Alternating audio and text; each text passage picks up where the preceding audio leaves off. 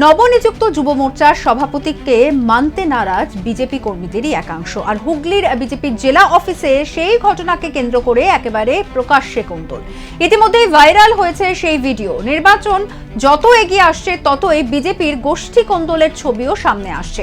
কয়েকদিন আগে এক নেতাকে অফিসেই মারধর করার অভিযোগ উঠেছিল, আর আজ পরিবর্তন যাত্রা নিয়ে সাংগঠনিক মিটিং এর আগে বিজেপি কর্মীরা নিজেদের মধ্যে বচসায় জড়িয়ে পড়েন। ভাইরাল ভিডিওতে দলের কর্মীদের বলতেও শোনা যায়, আমরা কেন মানব, মার খেয়েছি, সব সেটিং হয়ে গেল এবং এই সমস্ত কিছু চলবে না। চিৎকার চেঁচামেচি ঠিক এমন পর্যায়ে পৌঁছয় যে দলের নেতৃত্বকে পরিস্থিতি সামাল দিতে হয় শেষ পর্যন্ত। ফলে মিটিং শুরু হতে বেশ খানিকটা দেরি হয়।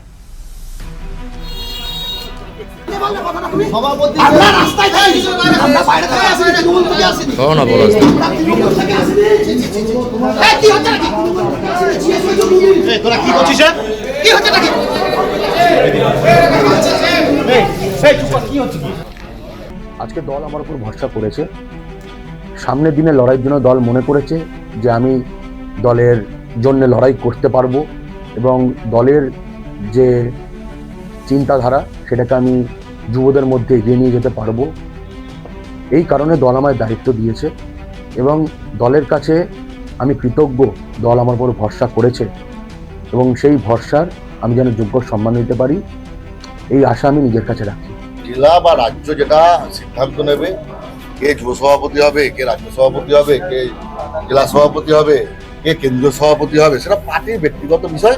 এটা আমরা সর্বসম্মুখে বলতে আমরা রাজি নই। পার্টিতে সবাই কাজে লাগবে।